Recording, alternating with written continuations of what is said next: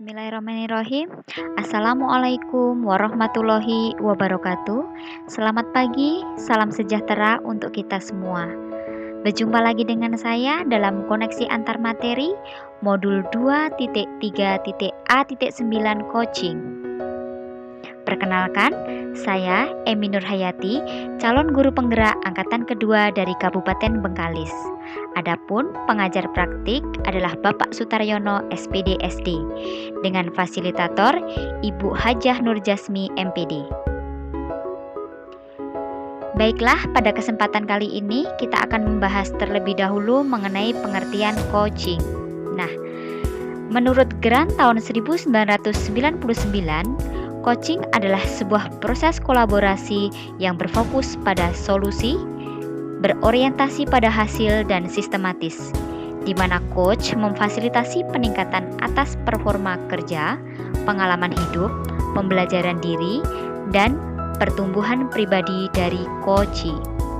Selain itu, saya juga mengutip pendapat dari Whitmore 2003. Beliau menjelaskan bahwasanya coaching adalah kunci pembuka potensi seseorang untuk memaksimalkan kinerjanya. Coaching lebih kepada membantu seseorang untuk belajar daripada mengajarinya. Selain itu juga, saya juga mengutip pendapat mengenai coaching dari International Coach Federation yang berpendapat bahwa coaching ini merupakan suatu bentuk kemitraan bersama klien atau coachee untuk memaksimalkan potensi pribadi dan profesional yang dimilikinya melalui proses yang menstimulasi dan mengeksplorasi pemikiran dan proses kreatif. Setelah kita mengetahui pengertian coaching, selanjutnya kita akan membahas mengenai peran coach di sekolah. Adapun peran coach di sekolah terbagi menjadi 3. Yang pertama, sebagai mitra. Yang kedua, sebagai pemberdaya. Dan yang ketiga, optimalisasi. Lebih jelasnya akan kita bahas satu persatu secara lebih perinci. Yang pertama, sebagai mitra. Untuk membantu coachee mencapai tujuannya, seorang coach mendukung secara maksimal tanpa memperlihatkan otoritas yang lebih tinggi dari coachee. Di sini memiliki kesetaraan antara coach dan coachee. Selanjutnya yang kedua, sebagai pemberdaya, artinya seorang coach bertanya secara reflektif dan mendalam sehingga menginspirasi coachee untuk menemukan jawaban-jawaban sendiri atas permasalahannya. Selanjutnya yang ketiga, optimalisasi. Artinya, seorang coach akan berupaya memastikan jawaban yang didapat oleh coachee diterapkan dalam aksi nyata sehingga potensi coachee berkembang.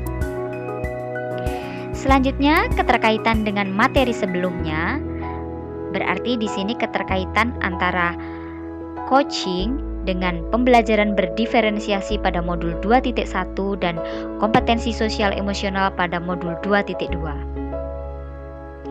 Ki Hajar Dewantara mengatakan bahwa tujuan pendidikan adalah menuntun tumbuhnya atau hidupnya kekuatan kodrat anak, sehingga dapat memperbaiki lakunya. Sebagai seorang pamong atau coach, guru harus dapat menuntun segala kodrat yang dimiliki anak, sehingga mencapai keselamatan dan kebahagiaan sebagai manusia maupun anggota masyarakat.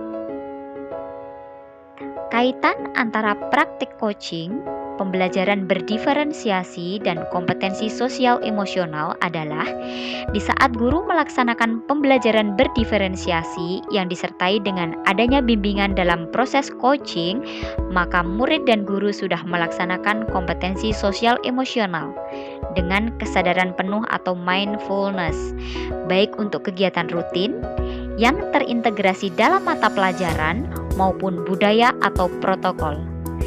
Setelah selesai melakukan kegiatan pembelajaran, guru sebagai coach dapat menggali ide dan potensi yang dimiliki coachee sehingga mampu mengatasi masalahnya sendiri.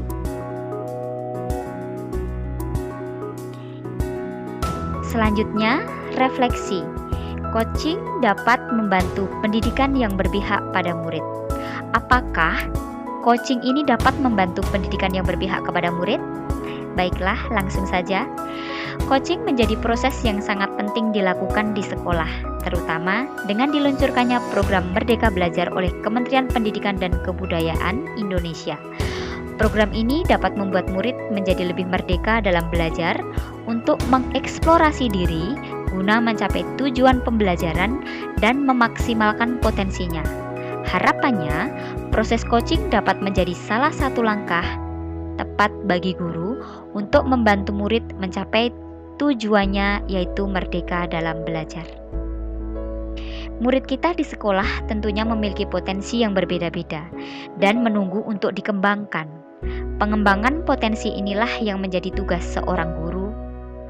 Coaching memiliki peran yang sangat penting karena dapat digunakan untuk menggali potensi murid, sekaligus mengembangkannya dengan berbagai strategi yang disepakati bersama. Jika proses coaching ini berhasil dengan baik, maka masalah-masalah pembelajaran atau masalah eksternal yang mengganggu proses pembelajaran dan dapat menurunkan potensi murid akan dapat diatasi sehingga tercapailah merdeka belajar. Demikian tadi koneksi antar materi yang dapat saya sampaikan. Saya ucapkan sekian dan